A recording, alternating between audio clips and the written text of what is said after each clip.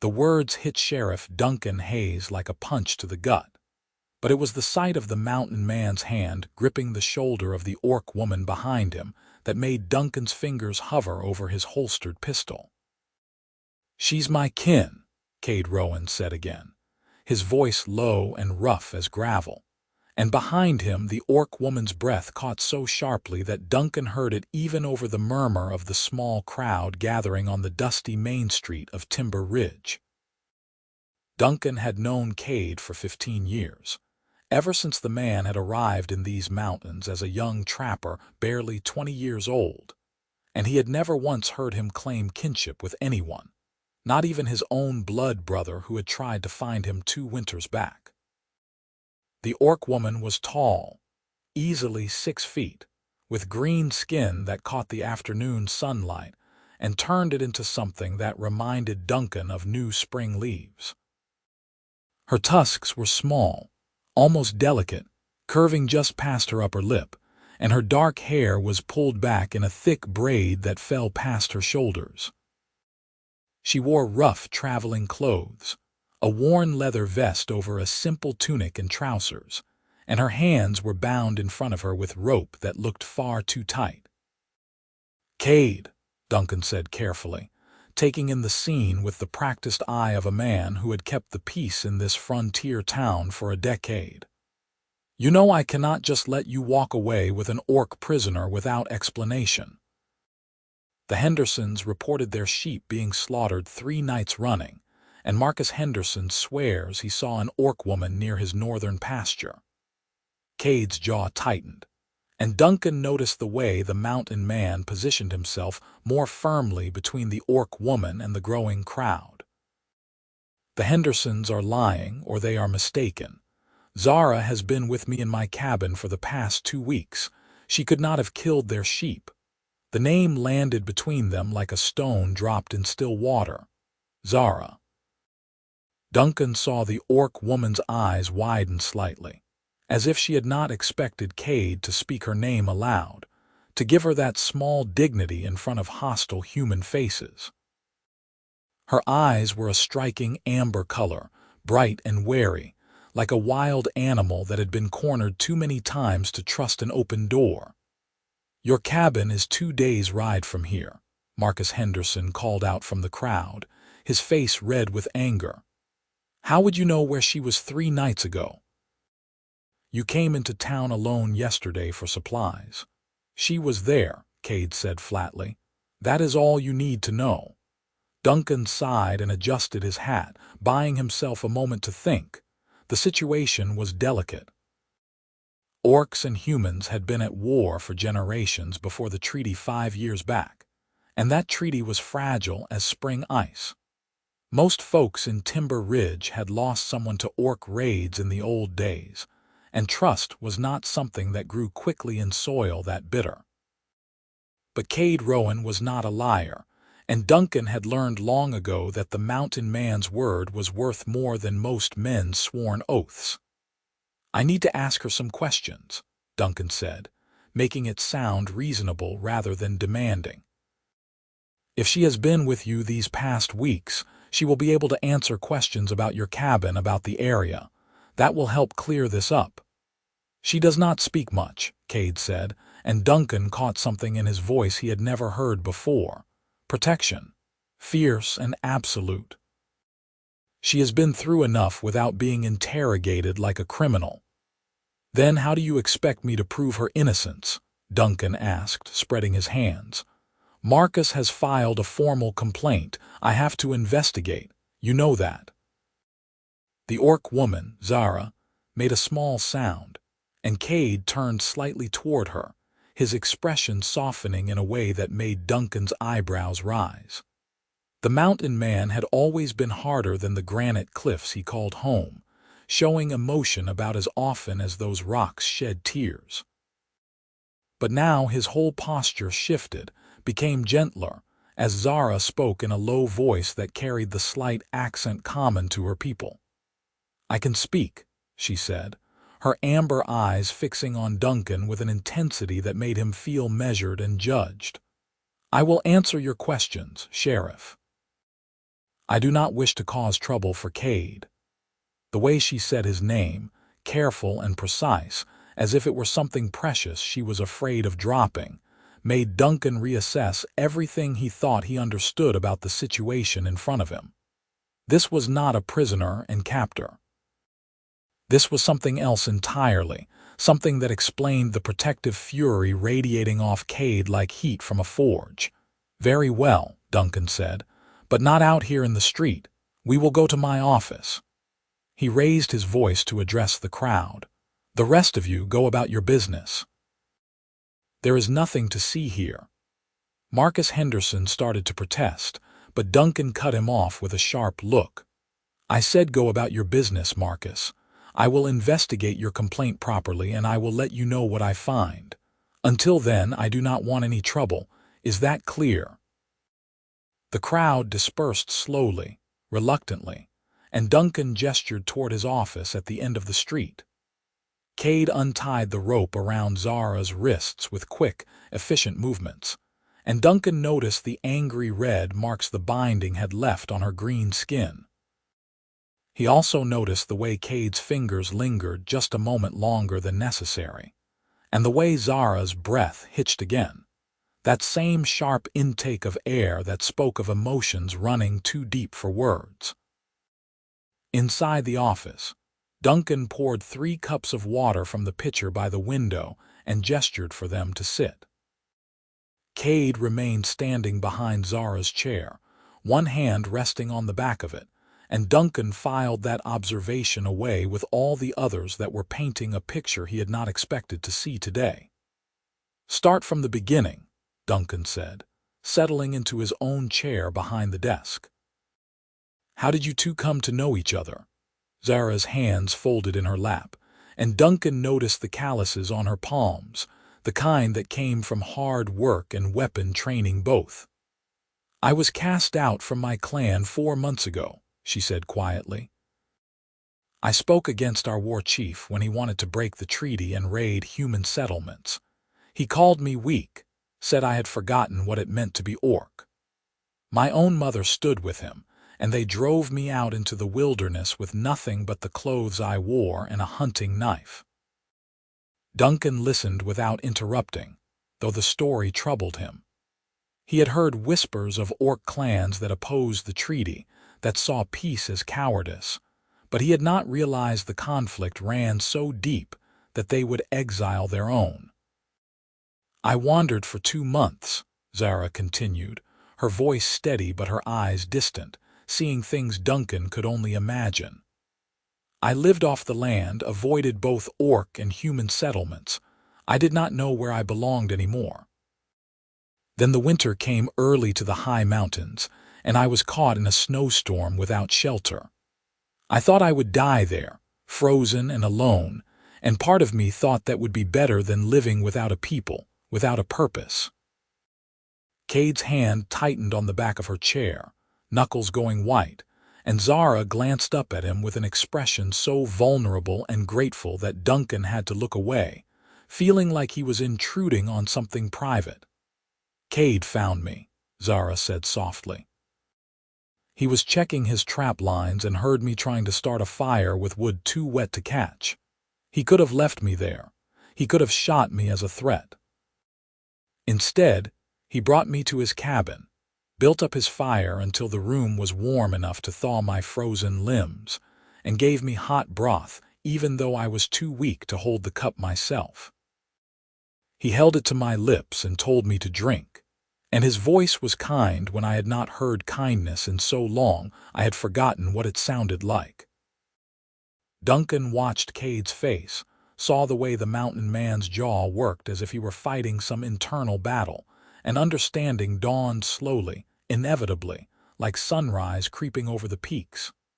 "She was sick for 3 weeks, Kade said roughly. "Fever from exposure, nearly died twice. I sat up with her every night, kept the fire going, changed the cold compresses when the fever got too high. When she finally came fully conscious, she tried to leave, said she did not want to bring trouble to my door. I told her she was not going anywhere until spring, until she was strong enough to survive on her own. But spring came, Duncan said slowly, and she is still here. The silence that followed was heavy with all the things neither of them wanted to say aloud. Zara's hands twisted in her lap, and when she spoke, her voice was barely above a whisper. I did not want to leave. I knew I should. I knew every day I stayed, I put him in danger. My people would kill him if they found out he sheltered me. His people would cast him out, or worse, if they knew he chose to keep an orc under his roof. But I could not make myself walk away from the first place I had felt safe since my exile, from the first person who looked at me and saw someone worth saving. Zara, Kade said, and the single word carried so much weight that Duncan felt the air itself grow heavier. She looked up at the mountain man, and Duncan saw tears gathering in her amber eyes. You told the sheriff I am your kin. You claimed me in front of all those people, knowing what it would cost you. Why would you do that? Because it is true, Kade said simply. Maybe not by blood, but by choice. You are mine to protect, mine to stand for. That makes you kin in every way that matters. The tears spilled over, tracking down Zara's green cheeks, and Duncan cleared his throat roughly, feeling his own eyes prickle with unexpected emotion. He had seen many things in his years as sheriff, but he had never seen a love declared quite like this, with such plain honesty and complete disregard for the consequences. That is a fine sentiment, Duncan said, but it does not solve the problem of the dead sheep or the fact that Marcus Henderson is going to demand justice. If Zara was with you these past weeks, I need more than your word. I need proof that will satisfy the town. Kade reached into his coat and pulled out a leather-bound journal, placing it on Duncan's desk with a solid thump. I keep records of everything I trap, everything I hunt, and everything that happens on my land. I noted when I found Zara, dated every entry. You will see she has been with me constantly. The night those sheep were killed, we were both working to repair the roof before the next storm. I have that written down too, with details about the work we did, the materials we used from my shed. Duncan opened the journal and flipped through pages of neat, precise handwriting. Kade was right. Every entry was dated, many with observations about weather, animal movements, and daily tasks. 3 weeks back, there was an entry that made Duncan pause. Zara laughed today for the first time, he read aloud. We were working to split firewood, and I made some comment about her axe technique being more aggressive than necessary. She said that was the orc way, and then she actually smiled. I have never seen anything more beautiful. I am in serious trouble. Kade's face went red and he reached for the journal. That was private. Duncan held it out of reach, flipping to the entry from 3 nights ago. Heavy rain all day. Spent the afternoon repairing the south corner of the roof. Zara insisted on helping despite the cold. She is stubborn as the mountains themselves. Finished just before dark. Made venison stew for dinner. Zara said it was the best meal she has ever tasted, which I know is a lie because I am a terrible cook, but I appreciated the kindness. That proves she was with you, Duncan said, closing the journal and handing it back. But it also proves something else, something I think both of you need to face head-on. Kade, you are in love with her. Duncan, Kade warned, but the sheriff held up a hand. Let me finish. You are in love with her, and unless I miss my guess entirely, she feels the same way about you. That is your business, and I am not going to judge it. But you need to understand what claiming her as kin means in this town. People are going to talk. They are going to make your lives difficult. Some might even try to drive you out or hurt her to get to you. Let them try, Kade said coldly. I do not want trouble, Zara said, standing up abruptly. I should leave. I can go north into the deep wilderness where neither orc nor human settle. Kade has done enough for me. I will not let him lose everything because he was kind to someone he should have left to die. Sit down, Kade said, and though his voice was gentle, it carried absolute authority. You are not going anywhere. You do not understand what you are risking, Zara insisted, her hands clenched at her sides. I have already lost one family because I tried to do what I thought was right. I cannot watch you lose your home, your reputation, your safety because of me. I care about you too much to let that happen. The confession hung in the air between them, raw and honest, and Kade closed the distance between them in 2 long strides. He took her face in his hands, gentle despite the strength in those work-roughened palms, and tilted her head up so she had to meet his eyes. I lived alone in those mountains for 15 years, he said quietly. I chose isolation because I did not trust people, did not want the complications that came with caring about someone. Then you stumbled into my life, half frozen and completely vulnerable, and everything changed. You made my cabin feel like a home instead of just a place to sleep. You made me remember what it was like to talk to someone, to share meals and stories and quiet evenings by the fire. You made me want to be better than the hermit I had become. Kade, she whispered, and her hands came up to grip his wrists as if she needed to anchor herself. I am not a man who speaks his feelings easily, Kade continued. But I am not going to lose you because I was too proud or too scared to say what needs saying. I love you, Zara. I love your strength and your stubbornness, and the way you hum when you think no one is listening. I love the way you face each day with courage even though the world has given you every reason to give up. I love you, and I am not letting you walk away. Zara's tears were flowing freely now, and she pulled one of Kade's hands to her lips, pressing a kiss to his palm that was sweeter than any Duncan had seen in romantic poems or songs. I love you too, she said, her voice breaking. I have loved you since you sat beside my sick and told me stories to keep me anchored to the world when the fever tried to pull me under.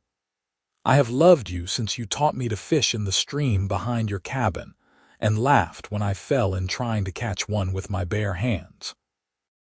I love you so much it terrifies me because I do not know how to protect you from the consequences of caring about someone like me.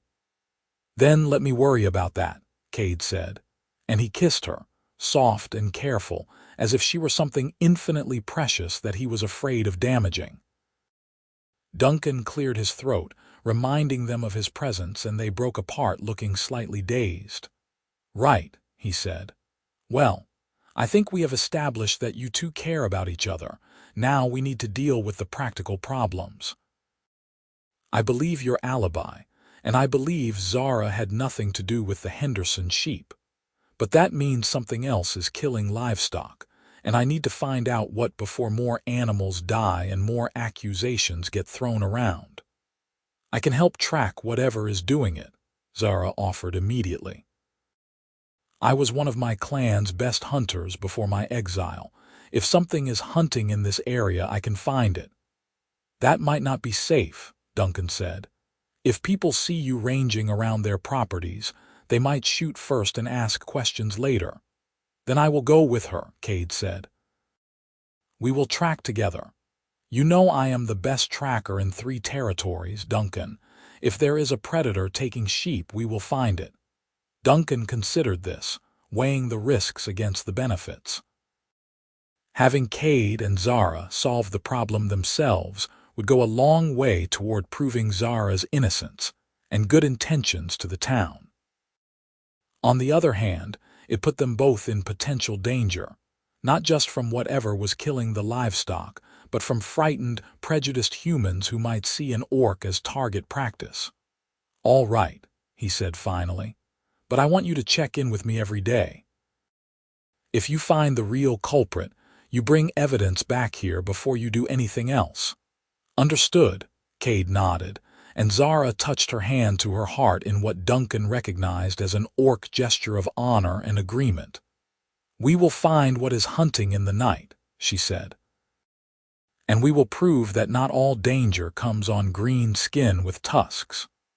They left the sheriff's office as the sun was beginning to set, painting the sky in shades of orange and gold that made Zara's skin glow like polished jade. Duncan watched them walk down the main street side by side, noticed how Kade positioned himself between her and the buildings where hostile eyes might be watching, and felt a mixture of hope and worry twist in his chest. Love was a powerful thing, but in a world still learning to set aside old hatreds, it might not be powerful enough. Kade led Zara to the general store, ignoring the way conversations stopped when they entered and picking up supplies with practiced efficiency.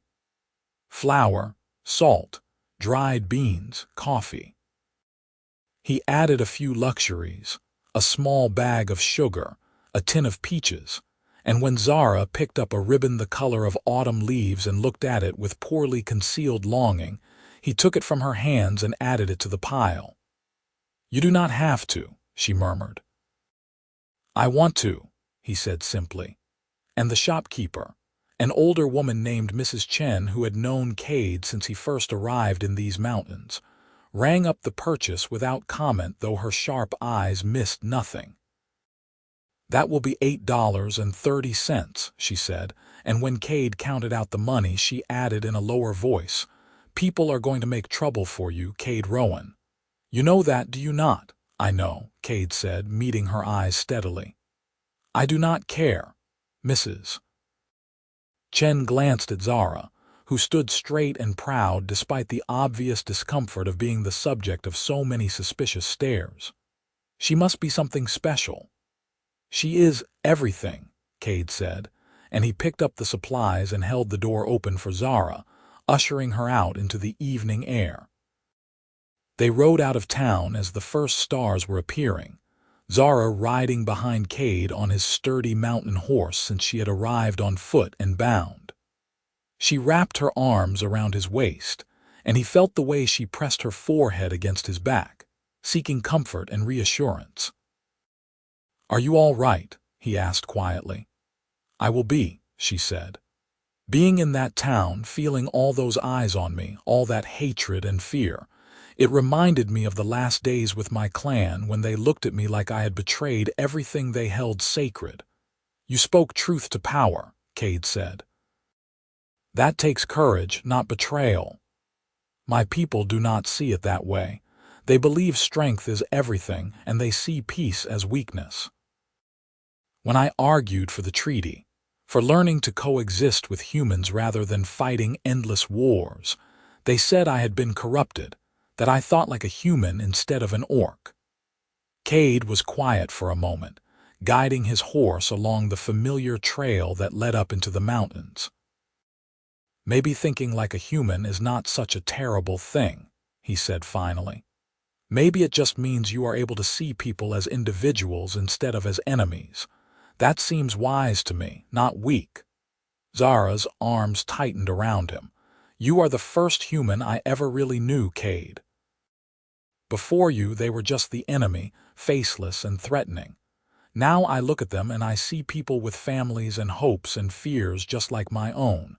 It makes it impossible to hate them the way I was taught to." "Good," Kade said. "Hate is exhausting. It takes up too much space in your heart and leaves no room for better things." They rode through the darkness, and Zara found herself relaxing against Kade's solid warmth, letting the rhythm of the horse's gait and the sounds of the night forest soothe away the tension of the day. By the time they reached Kade's cabin, perched on a ridge with a view of the valley below that took her breath away every time she saw it, she was nearly asleep on her feet. Kade stabled the horse and carried the supplies inside, and Zara followed him into the single large room that served as kitchen, living space, and bedroom both. The fire had burned down to embers in their absence, and Kade built it back up while Zara lit the oil lamps and started preparing a simple dinner of bread and cheese, and the dried venison Kade had smoked the previous week. They ate in comfortable silence, The kind that comes when two people have spent enough time together that words are optional rather than necessary. But when the meal was finished and the dishes cleaned, Kade took Zara's hand and led her to sit beside him on the bench near the fire. "We need to talk about what happens next," he said. "Not just about tracking whatever is killing the Henderson sheep, but about us, about what we want." Zara's heart was beating so hard she was sure he could hear it. "What do you want?" she asked softly. "I want you to stay," Kade said, turning to face her fully. "Not just until spring, not just until this trouble with the town is settled. I want you to stay here with me permanently. I want to wake up beside you every morning and fall asleep with you in my arms every night. I want to build a life together, here in these mountains where the rest of the world cannot reach us." "A life together," Zara repeated, testing the words, tasting their promise. "You mean as partners, as equals?" "As everything," Kade said. "As partners, as equals, as lovers. As husband and wife, if you would have me." Zara's breath caught, that same sharp inhale that Duncan had noticed, the sound of someone whose entire world had shifted in an instant. "You want to marry me?" "Kade, that would make you an outcast. Humans do not marry orcs." "The treaty allows for peace, but it does not extend to that kind of union. You would lose everything." "I already told you," Kade said patiently. "You are everything. Losing you would be losing everything. Anything else is just details." "Just details," Zara said, and she laughed, the sound shaky and wet with tears. "You are talking about your entire life, your place in the world, your safety. Those are not small details, Kade." "They are small compared to spending the rest of my life without you," he said, and he pulled a small carved wooden box from his pocket, opening it to reveal a simple ring made of twisted silver. "I made this last week. I have been working on it every night after you fell asleep, trying to get the design right. It is not fancy, but it is honest, and it is meant for you if you will accept it." Zara took the ring with trembling hands, examining the careful craftsmanship, the way the silver was twisted into a pattern that resembled both mountain peaks and the waves of a river. "It is beautiful," she whispered. "Kade, I want to say yes. I want it more than I have ever wanted anything. But I need you to truly understand what you would be giving up." "Tell me then," Kade said. "Tell me everything I would be losing, and I will tell you why it does not matter." Zara took a shaky breath. "You would lose the acceptance of your community. No human town will welcome a man married to an orc. You would lose the ability to trade easily, to buy supplies, to call for help if you needed it. You would lose the protection of human law, because many would see you as a traitor to your own kind. And you would lose the freedom to walk safely in the world, because my people would see you as an enemy who has stolen one of their own, even though I was cast out. You would be caught between two worlds, belonging to neither, and the only safety you would have would be here in these isolated mountains." "All right," Kade said calmly. "Now let me tell you what I would gain. I would gain a partner who is brave enough to stand against her own clan for what she believes is right. I would gain a companion who makes me laugh and challenges me and teaches me new ways of seeing the world. I would gain a future that has meaning beyond just surviving from one day to the next. I would gain love, Zara, the kind of love that people search their whole lives for and rarely find. So you tell me, which side of that equation sounds like the better deal?" Zara was crying openly now, tears streaming down her face as she clutched the ring. "You are either the wisest man I have ever met or the biggest fool." "Probably both," Kade agreed with a slight smile. "So what is your answer? Will you marry me, Zara? Will you build this life with me and let me spend every day proving that choosing love over fear was the right decision?" "Yes," Zara said, the word coming out fierce and certain. "Yes, I will marry you. I will be your wife and your partner, and I will stand beside you against whatever comes. and I will love you until the mountains themselves crumble to dust." Kade slipped the ring onto her finger, and it fit perfectly, as if it had been made by someone who knew her measurements down to the smallest detail. Then he kissed her, deep and slow and full of promise, and Zara kissed him back with all the passion and gratitude and hope that had been building in her heart since the day he had saved her life. When they finally broke apart, both breathing hard, Kade rested his forehead against hers. "We should sleep," he said reluctantly. "We need to start tracking at first light if we are going to find whatever is killing those sheep." "I know," Zara said, but neither of them moved, content to sit wrapped in each other's arms as the fire burned low and the night deepened around them.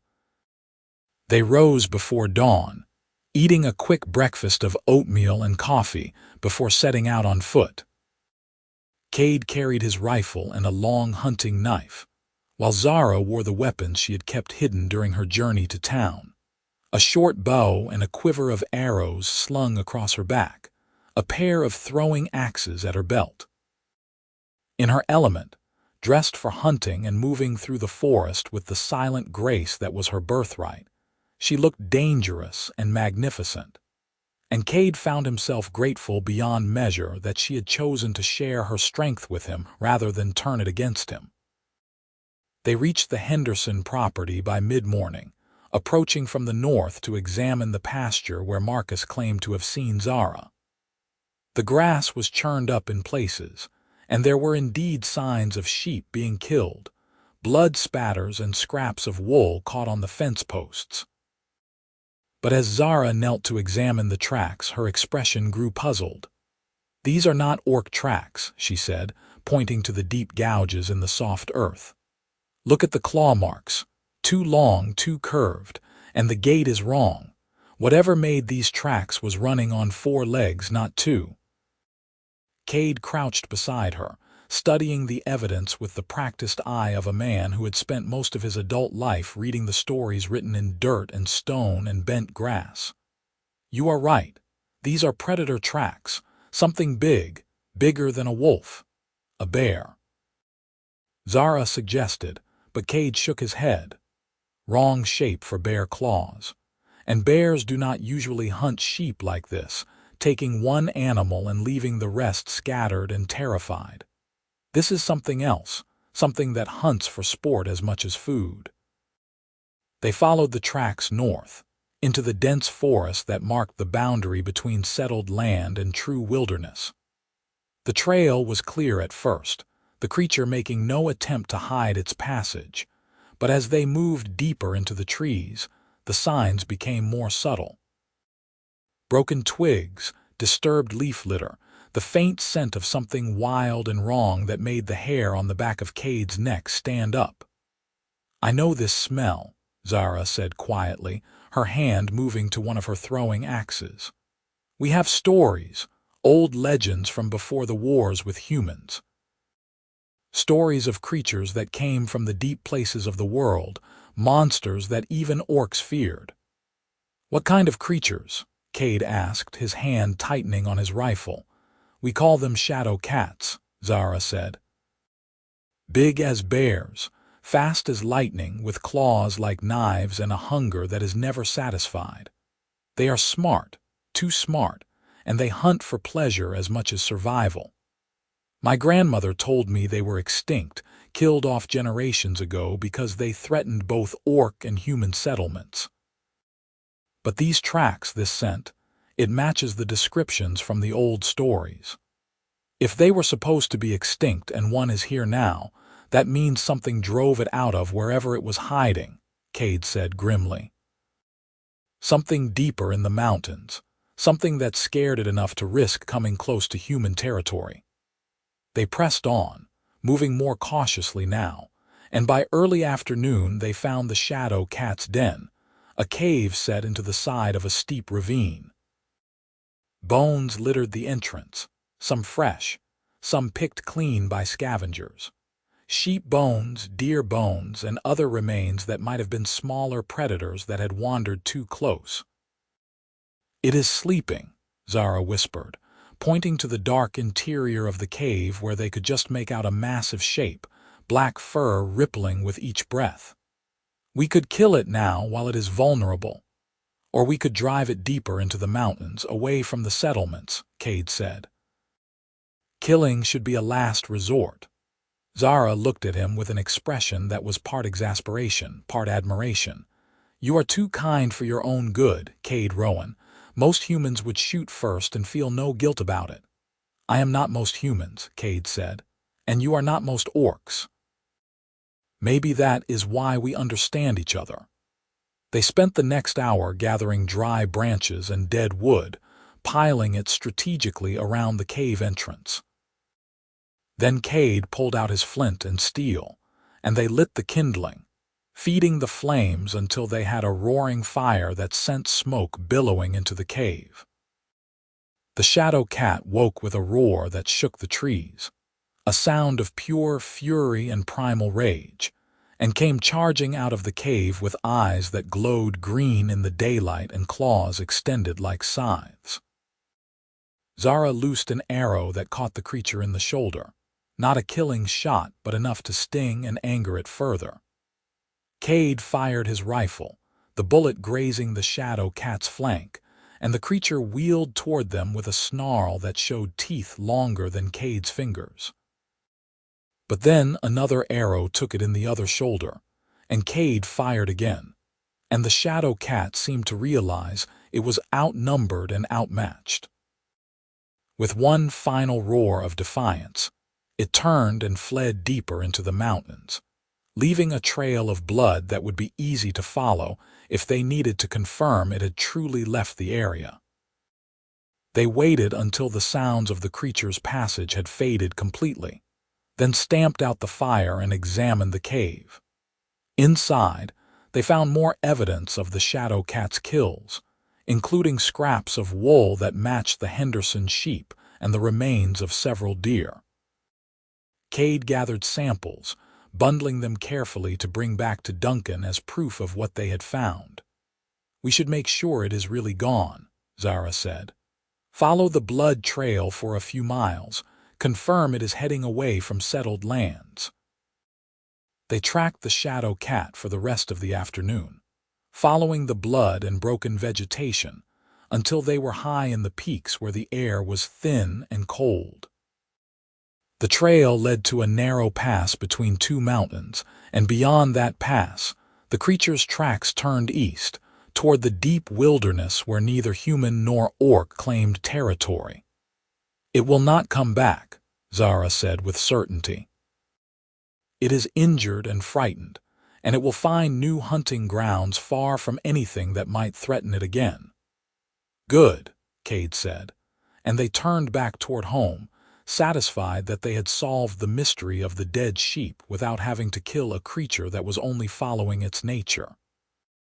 They reached Kade's cabin as the sun was setting, both exhausted but triumphant. Kade started a fire while Zara prepared a dinner of roasted rabbit and wild onions, and they ate with the healthy appetite of people who had spent the day engaged in hard physical work. After dinner, Kade pulled out his journal and carefully recorded everything they had found, from the tracks at the Henderson property to the shadow cat's den to the final chase into the high mountains. It was detailed and thorough, the kind of evidence that would be hard for anyone to dispute. "We will take this to Duncan tomorrow," Kade said, closing the journal. "He can show it to the Hendersons and anyone else who doubts your innocence. Once they see you help solve the problem instead of causing it, maybe they will start to see you as an ally instead of a threat." "Maybe," Zara said, though she sounded doubtful. "Or maybe they will just find another reason to hate me. Fear and prejudice are not defeated by logic, Kade. They run deeper than that."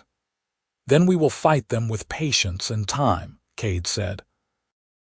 "We will prove day by day that love and trust are stronger than hate. It will not be easy and it will not be quick, but I believe we can do it."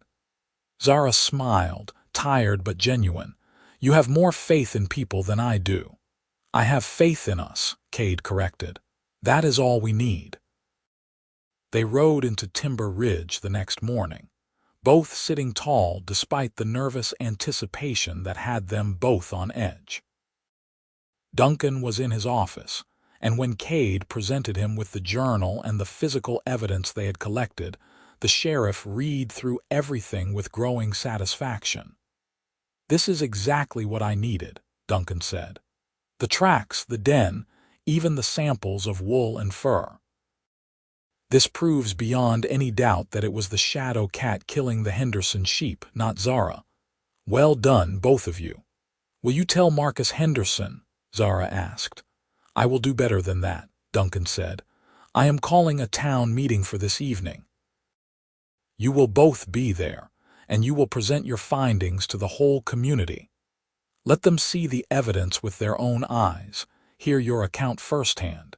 It is time this town learned to judge people by their actions rather than their race." The meeting that evening was tense. The small community hall packed with farmers and ranchers and townspeople who had come to hear what the sheriff had to say. Marcus Henderson sat in the front row, his arms crossed and his expression skeptical, while his wife sat beside him looking more curious than hostile. Kade and Zara stood at the front of the room with Duncan, and the sheriff presented the evidence methodically, walking everyone through the investigation step by step. When he was finished, he invited Zara to speak, and she stepped forward with her head held high despite the clear discomfort of being the center of so much attention. "I know many of you fear me," she said, her voice carrying clearly through the room. "I do not blame you. Orcs and humans have been enemies for generations, and that kind of hatred does not disappear overnight. But I am here to tell you that I am not your enemy. I was cast out from my clan because I spoke for peace, because I believed the treaty between our peoples was worth honoring. Kade Rowan gave me shelter when I was dying, and I will spend the rest of my life being grateful for his kindness. When your livestock were being killed, I could have stayed silent and hidden. Instead, I chose to help, to use my skills as a hunter to track down the real threat. I do not ask you to trust me immediately, but I ask you to give me a chance to prove that I mean you no harm." The room was silent for a long moment, and then Mrs. Chen stood up from her seat near the back. "I have known Kade Rowan for 15 years, she said. "He is a good man, an honest man, and he does not make choices lightly. If he says this orc woman is worthy of his protection, I am inclined to believe him. And if she helped solve the problem of the shadow cat, that is more than most of us could have done." Another voice spoke up, a younger farmer named Tom. "My grandfather fought in the orc wars, lost his brother to a raid. I was raised to hate orcs, to see them as nothing but monsters. But standing here listening to her speak, I am having trouble seeing a monster. I am just seeing a woman who has been through hard times and is trying to make the best of a bad situation." Slowly, cautiously, others began to nod or murmur agreement. Not everyone. Marcus Henderson still looked unconvinced, and several older residents remained stone-faced and suspicious, but it was a start. It was more than Zara had dared hope for. Duncan cleared his throat. "I think we can all agree that Zara has proven herself to be an asset to this community, rather than a threat. I am officially clearing her of any suspicion regarding the Henderson livestock, and I am asking all of you to give her a fair chance. Kade has informed me that they plan to marry, which makes her a permanent resident of this area. She is under my protection, and I expect all of you to treat her with the same respect and courtesy you would show any other citizen." That caused a stir, excited whispers, and shocked exclamations, but Duncan raised his hand for silence. "I know this is unusual. I know it challenges everything we have been taught to believe about orcs and humans, but the war is over. The treaty was signed 5 years ago, and it is time we started acting like we meant it when we agreed to peace. Kade and Zara have done nothing wrong. They have fallen in love, and they want to build a life together. I see no reason why we should stand in their way." Marcus Henderson stood up, his face red. "This is insanity, Sheriff. You are asking us to accept an orc living among us, marrying one of our own. What happens when her clan comes looking for her? What happens when other orcs see that we are harboring one of their exiles? You could be bringing war right to our doorstep." "My clan will not come for me," Zara said firmly. "When they cast me out, they declared me dead to them. As far as my people are concerned, I no longer exist. I am no threat to this community, Mr. Henderson. I am just a woman trying to find a place where I can belong." "And what about other orcs?" Henderson pressed. "What about raiders who see you here and think we are weak, think we will tolerate their presence?" "Then they will learn the same lesson the Shadow Cat learned," Zara said, her voice taking on an edge of steel. "That I will defend my home and the people I care about with everything I have. I may have been cast out from my clan, but I am still orc. I am still a warrior. And I will not hesitate to stand between this community and any threat, whether that threat comes from my people or from monsters in the mountains." Her words hung in the air, a promise and a challenge both, and Kade stepped forward to stand beside her, his hand finding hers and lacing their fingers together. "Zara and I are getting married," he said quietly. "We are not asking for your permission or your approval, though we would appreciate your acceptance. We are simply informing you of our intentions so there are no surprises. We plan to live on my property in the mountains, and we plan to be good neighbors. If you ever need help with tracking or hunting or dealing with predators, you can call on us and we will come. All we ask in return is the basic courtesy of being left in peace." Mrs. Chen stood again. "I think that sounds more than fair. And I, for one, would be honored to attend your wedding if you would have me." "We would be grateful for your presence," Zara said, and her voice was thick with emotion. More people stood, offering congratulations or at least acceptance, and by the time the meeting broke up an hour later, the mood had shifted from hostile to cautiously optimistic. Not everyone was happy. Marcus Henderson left with a scowl and several others looked deeply uncomfortable, but the tide had turned. Zara was no longer seen as a threat to be driven out, but as a person who had earned at least the benefit of the doubt. They walked out of the community hall into the cool night air, and Zara let out a long, shaky breath. "I cannot believe that actually worked. People are capable of surprising you," Kade said. "Not always in good ways, but sometimes they rise to the occasion. Mrs. Chen wants to come to our wedding," Zara said wonderingly. "I did not even know if we could have a wedding, not a real one with witnesses and celebration. I thought it would just be you and me making promises in private." "We can have whatever kind of wedding you want," Kade said, "but I think Mrs. Chen is right. We should have witnesses, have people acknowledge our union. It will help make it real in their eyes, help them see us as a married couple rather than just a human and an orc living together." "When should we do it?" Zara asked. "Soon," Kade said. "I do not want to wait. We have already wasted too much time being cautious when we should have been living." They were married 3 weeks later, on a clear autumn day when the leaves were turning gold and red, and the air had that crisp quality that promised winter was not far behind. Duncan agreed to officiate, standing in front of Kade's cabin with a small group of witnesses including Mrs. Chen, Tom the young farmer, and a handful of others who had come to genuinely accept the union.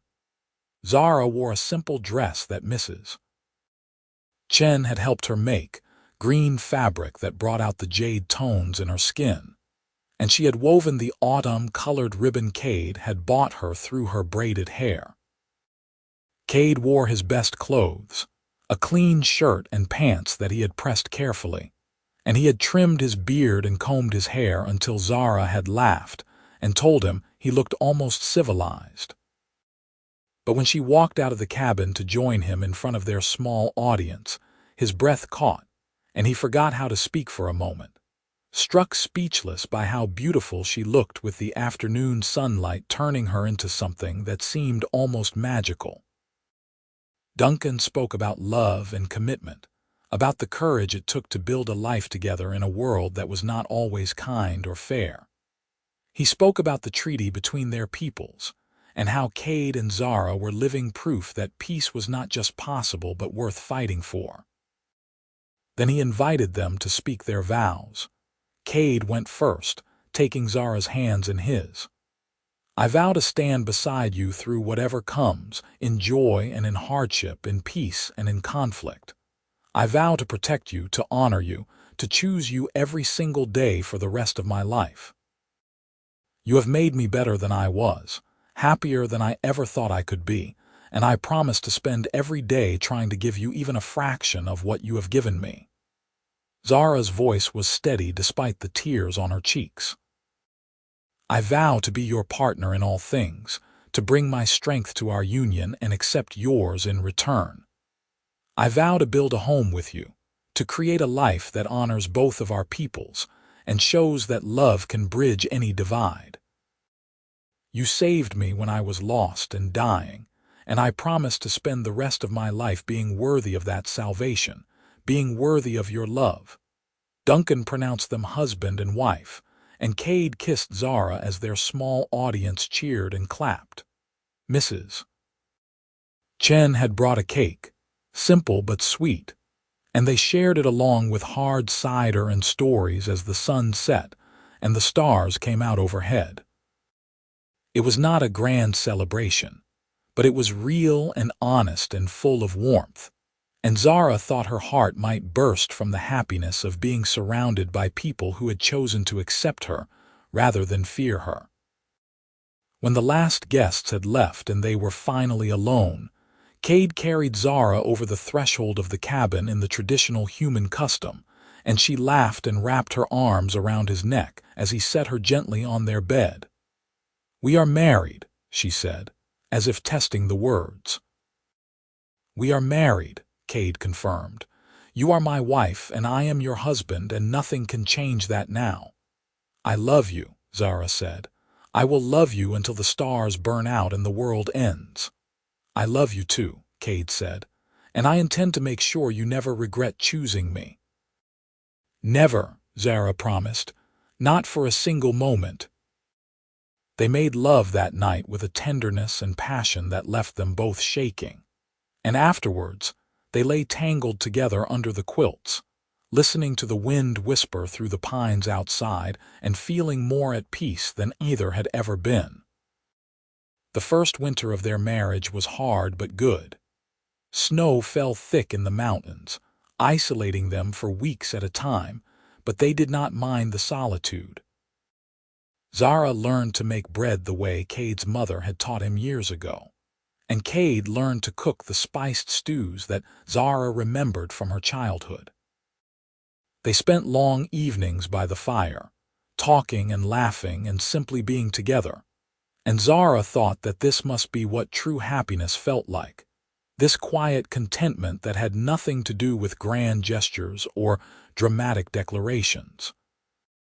In the spring, when the snow melted and the trails became passable again, they made the journey into Timber Ridge to stock up on supplies.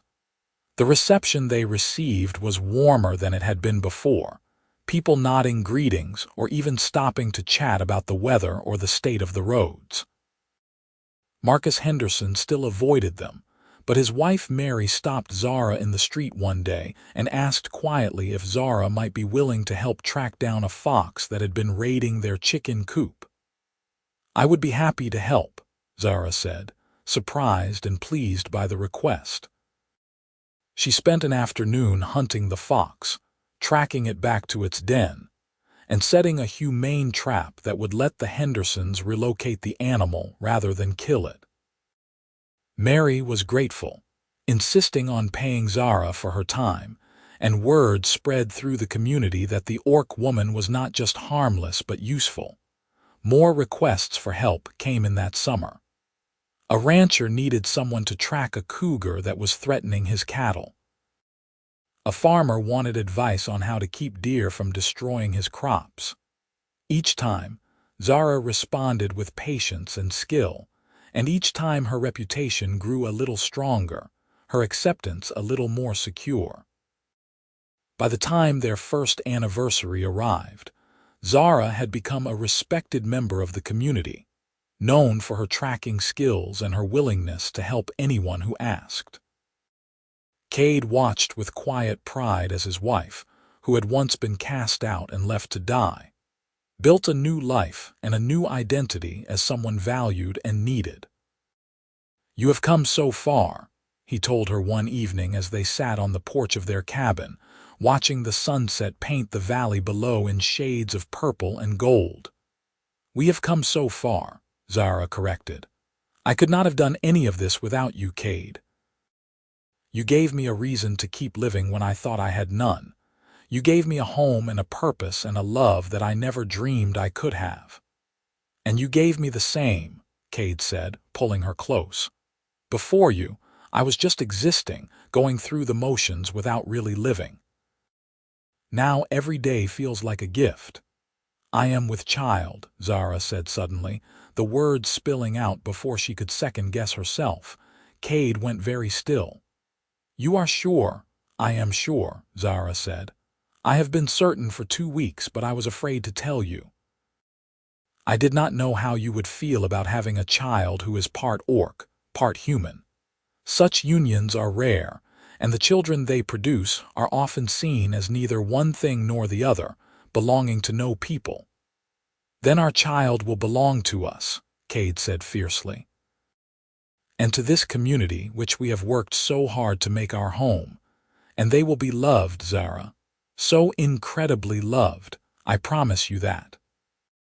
Zara buried her face in his shoulder and cried, tears of relief and joy and overwhelming emotion, and Kade held her as the sun disappeared behind the mountains, and the first stars began to appear. Their daughter was born in the winter, during a snowstorm that had Duncan and Mrs. Chen and Tom all snowed in at the cabin, unable to leave but able to help as Zara labored through the night. She was small and perfect, with her mother's green skin though lighter in tone, and her father's dark hair. Her ears were slightly pointed, not quite as pronounced as an orc's, and she had tiny tusks that would grow more prominent as she aged. Her eyes were amber like her mother's, and when she opened them for the first time and looked at Kade, he felt his heart expand in a way he had not thought possible. "She is beautiful," he said, his voice rough with emotion. "Zara, she is perfect. She is ours," Zara said, exhausted but radiant. "What should we name her?" They had discussed names for weeks, debating orc names and human names and finally settling on something that honored both traditions. "Kira," Kade said. "Kade Rowan. It means light in the old orc tongue and it sounds right for her." "Kira," Zara repeated, testing the name. "Yes, Kade Rowan, our light." The baby made a small sound, a tiny cry that had both parents immediately focused and concerned, and Duncan laughed quietly from where he stood near the fireplace, giving the new family some privacy. "Welcome to parenthood," he said, "where every sound is either the most wonderful thing you have ever heard or a cause for immediate panic." Mrs. Chen bustled over with clean blankets and warm water, helping Zara get comfortable and showing her how to nurse the baby. Tom hung back, looking awkward and uncertain until Kade gestured for him to come closer. "You want to see her?" Kade asked. "If that is all right," Tom said, and when he looked down at the sleeping infant, his expression was one of wonder. "She really is beautiful. I have never seen a half-orc child before. I did not know what to expect, but she just looks like a baby, a perfect, tiny baby." "That is all she is," Zara said softly. "Not orc, not human, but both. Our daughter, who will grow up in a world that is learning, slowly, to be better than the one we were born into." The storm cleared by morning, and Duncan and the others made their way back to town, promising to spread the word about the new arrival. Within days, people started showing up at the cabin with gifts, handmade blankets and tiny clothes and carved wooden toys. Mary Henderson came with a basket of food and an apology. "I know my husband has not been kind to you," she said to Zara, "and I am ashamed that I did not speak up more when I should have. But I want you to know that I am happy for you and Kade, and I hope your daughter grows up healthy and strong." "Thank you," Zara said, accepting the basket with genuine gratitude. "That means more than you know." Marcus Henderson himself showed up a week later, looking uncomfortable but determined. He stood on the porch, hat in his hands, and asked if he could speak to Kade and Zara. "I owe you an apology," he said stiffly. "I have been wrong about you, Zara. I let my fear and my prejudice blind me to the truth, which is that you are a good person who has done nothing but help this community. My wife has been telling me for months that I needed to admit I was wrong, and seeing your daughter, seeing how happy you both are, it made me realize she was right. I am sorry for how I treated you, and I hope you can forgive me." Zara looked at Kade, and some silent communication passed between them. Then she nodded. "I forgive you, Marcus. I know it is not easy to overcome a lifetime of teaching and belief. The fact that you are willing to try means everything." "Thank you," Marcus said, and he looked genuinely relieved. "If you ever need anything, if there is any way I can make amends, you just let me know." "Actually," Kade said slowly, "there is something. We are going to need help building an addition onto the cabin, now that we have Kira. More space, maybe a separate bedroom. If you and some of the others from town would be willing to help with the construction, we would be grateful." "Consider it done," Marcus said. "I will organize a work party. We will have you expanded and comfortable before the next winter hits." He was as good as his word. Over the following months, a group of men from Timber Ridge came up to the cabin on weekends, bringing tools and materials and working alongside Kade to build a new room and expand the living space. Zara cooked meals for the workers, and little Kira was passed from person to person, admired and cooed over and gradually becoming a beloved member of the community in her own right. By the time Kira was a year old, toddling around the cabin on unsteady legs and babbling in a mixture of human words and orc sounds that delighted both her parents, the cabin had been transformed. It was bigger, more comfortable, with room for a growing family and for the life that Kade and Zara were building together. Duncan came to visit one evening, sitting on the newly expanded porch with a cup of coffee and watching Kira play with a carved wooden horse that Tom had made for her. "You two have done something remarkable," he said quietly. "When you first walked into my office 2 years ago, I was not sure how this was going to end. I hoped for the best, but I feared the worst. Instead, you have shown this entire community what is possible when people choose love over hate, when they choose to see individuals instead of stereotypes. Kira is growing up in a world that is better than the one you were born into, and that is because of the choices you made." "We just tried to live honestly," Kade said. "We did not set out to change the world. We just wanted to be together." "Sometimes that is enough," Duncan said. "Sometimes choosing to love someone that the world tells you to hate is the most revolutionary thing you can do." Zara came out onto the porch carrying a tray with more coffee and fresh bread, and she settled beside Kade with a contented sigh.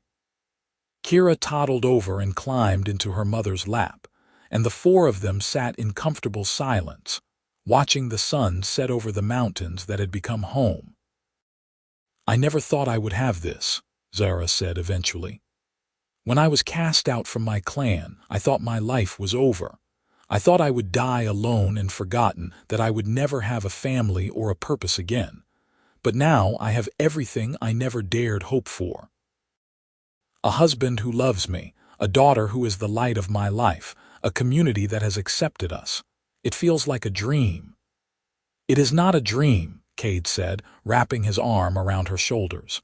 "It is real and it is ours, and nothing can take it away from us."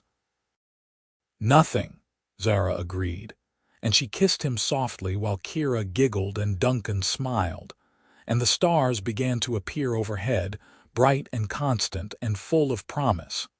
The years that followed were not without challenges. There were still people who disapproved of the union, who muttered about the impropriety of a human marrying an orc, or who looked at Kira with barely concealed disgust. There were times when travelers passing through Timber Ridge caused trouble, when old prejudices reared their ugly heads and reminded everyone that hatred was never fully eradicated, only pushed back and kept at bay through constant vigilance. But for every person who brought negativity, there were more who brought acceptance and kindness.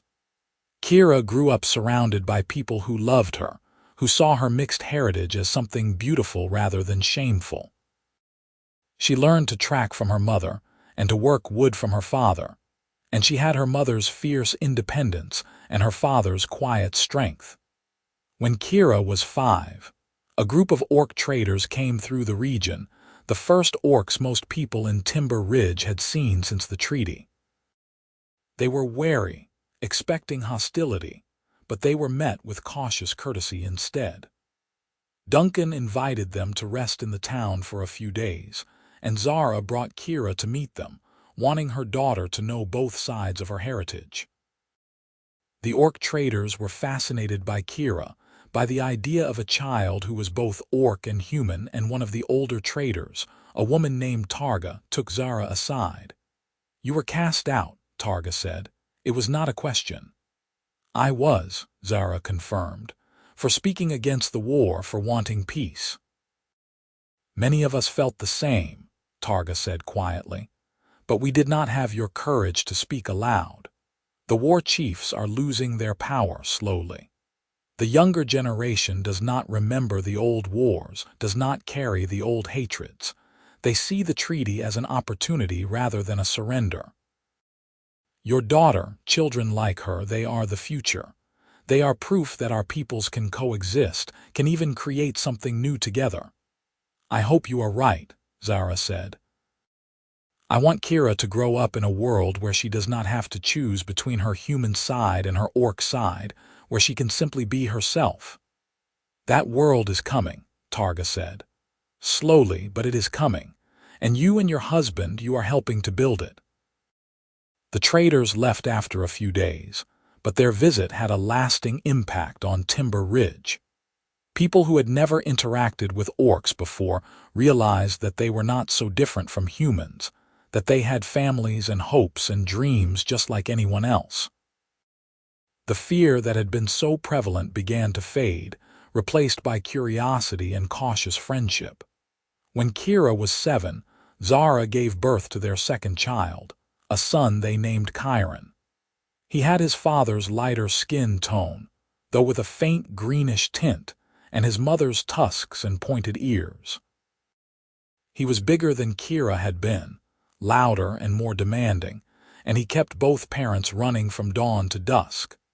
But he was also sweet and affectionate, and Kira adored her baby brother, appointing herself his protector and teacher. Kade and Zara settled into the rhythm of family life, finding joy in the small moments, in watching their children grow and learn, in building a home that was filled with love and laughter. The cabin on the ridge became a gathering place for the community, a symbol of what was possible when people chose acceptance over fear. Duncan retired as sheriff when Kira was 10, passing the badge to Tom, who had grown into a steady, reliable man with a strong sense of justice. Tom's first official act was to appoint Zara as a deputy, recognizing her skills and the respect she had earned in the community. It was a controversial decision, but Tom stood firm, and within a few months, no one questioned whether an orc woman belonged in a position of authority. Zara took to the role naturally, using her tracking skills to help lost hikers, her strength to break up fights, and her wisdom to mediate disputes. She became known throughout the territory as someone fair and honest, and people came from distant settlements to seek her advice or ask for her help. Kade, meanwhile, had become something of a legend in his own right, the mountain man who had married an orc and proved that love could bridge any divide.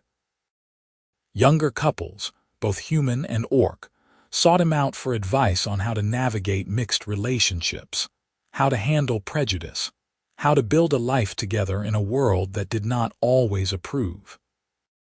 "I never expected to be a role model," Kade told Zara one night as they lay in bed, listening to the sound of their children sleeping in the next room. "Neither did I," Zara said with a laugh. "But here we are. The couple that everyone points to as proof that different peoples can live together in peace." "It is a lot of pressure," Kade said. "It is," Zara agreed. "But I would not change any of it. Not the hardship, not the challenges, not the judgment. Because all of it led us here, to this life we have built, to these children we are raising, to this love we share. And that is worth any price." "I love you," Kade said simply. "Every day, I love you more than I did the day before. I did not think that was possible, but you keep proving me wrong." "I love you too," Zara said. "To the end of my days and beyond."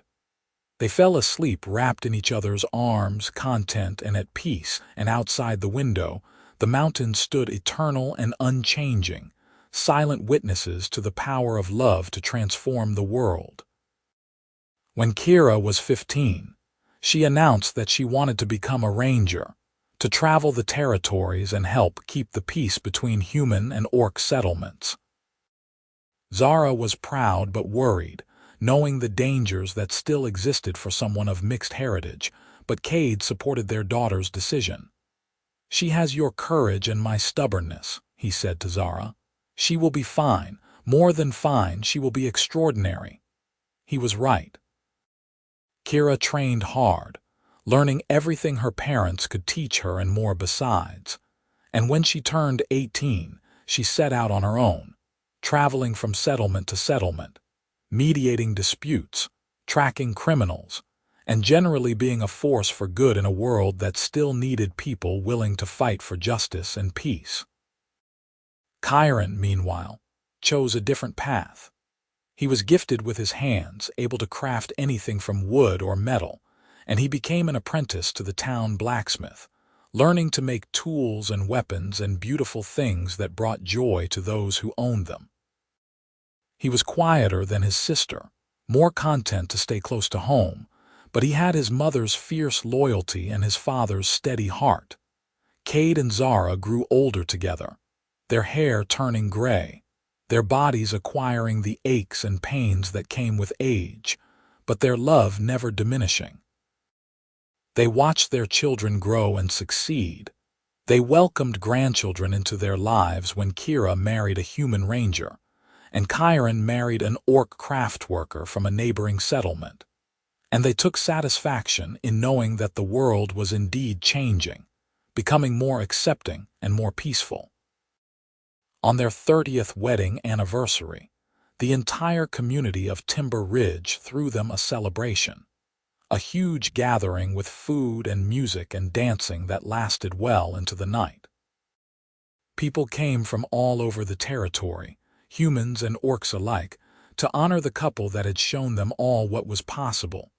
Duncan, now elderly and walking with a cane, stood up to give a speech. 30 years ago, Kade Rowan walked into my office and told me that the orc woman with him was his kin. I was not sure what to make of that statement at the time, but I knew Kade was not a man who spoke carelessly. What I did not realize then was that I was witnessing the beginning of something much bigger than one couple's love story. I was witnessing the start of a movement, a shift in how our people see each other. Kade and Zara did not set out to change the world. They just wanted to be together. But in choosing love over fear, in refusing to let prejudice and hatred dictate their lives. They showed all of us a better way. So please join me in toasting the couple that has given us all hope for a brighter future." The crowd raised their glasses, human and orc voices blending together in a cheer that echoed off the mountains, and Zara felt tears streaming down her face as she looked around at all the people who had come to celebrate their love. "We did it," she whispered to Kade. "We built a life, a family, a community. We did it." "We did it together," Kade said, kissing her softly. "That is the only way it could have worked." As the celebration continued around them, Kade and Zara slipped away, walking hand in hand back to their cabin on the ridge. They stood on the porch, looking out over the valley below where lights twinkled from the homes of people they had come to love, people who had come to love them in return. "You remember the day I found you?" Kade asked. "Half frozen, barely conscious, trying to light a fire with wet wood." "I remember," Zara said. "I thought I was dying. I thought it was over." "Instead, it was just beginning," Kade said. "Everything good in my life started that day. You, our children, our grandchildren, this community we helped build. All of it traces back to that moment when I chose to help a stranger instead of walking away." "I am glad you did not walk away," Zara said. "I am glad you saw someone worth saving when you looked at me." "I saw everything worth saving," Kade said. "I saw my future, though I did not know it at the time. I saw the woman I would love for the rest of my life." They stood together in silence, watching the stars come out overhead, the same stars that had witnessed their wedding 30 years before, the same stars that would watch over their children and grandchildren for generations to come. The mountains stood eternal around them, and somewhere in the distance, a wolf howled at the moon, a wild and beautiful sound that spoke of freedom and possibility. "She's my kin," Kade had told Duncan all those years ago, and those 3 words had changed everything. They had been a declaration and a promise, a line drawn in the sand that said love was worth fighting for, worth risking everything for. And standing there with Zara's hand in his, feeling the warmth of her presence beside him, Kade knew he would make the same choice 1,000 times over. "Forever," Zara said softly, as if reading his thoughts. "Forever," Kade agreed, and they went inside together, closing the door on the night and on the past, ready to face whatever the future held as long as they faced it together. The story of Kade and Zara became legend in the territory, passed down through generations as an example of what was possible when people chose to see beyond the surface, when they chose compassion over cruelty and love over hate. Their children and grandchildren carried on their legacy, building bridges between communities, fighting for justice and peace, and proving day after day that the world was better when people worked together rather than tearing each other apart. And in a small cabin on a mountain ridge, 2 souls who had found each other against all odds lived out their days in contentment and joy, knowing that they had built something lasting, something real, something that would endure long after they were gone. They had proven that love could conquer prejudice, that family was defined by choice rather than blood, and that sometimes the most revolutionary act was simply choosing to see another person's humanity and responding with kindness. Their story ended not with drama or tragedy, but with quiet satisfaction, with the knowledge that they had lived well and loved deeply. And that was all anyone could ever ask for. And when they were very old, when their time came to leave this world, they went together, hands clasped, surrounded by the family they had created and the community they had helped build, knowing that their legacy would live on in the hearts and minds of all those they had touched. The mountains remained, eternal and unchanging, but the people who lived among them were forever changed by the love story of a mountain man and an orc woman who had refused to let the world tell them who they could or could not love. And that made all the difference.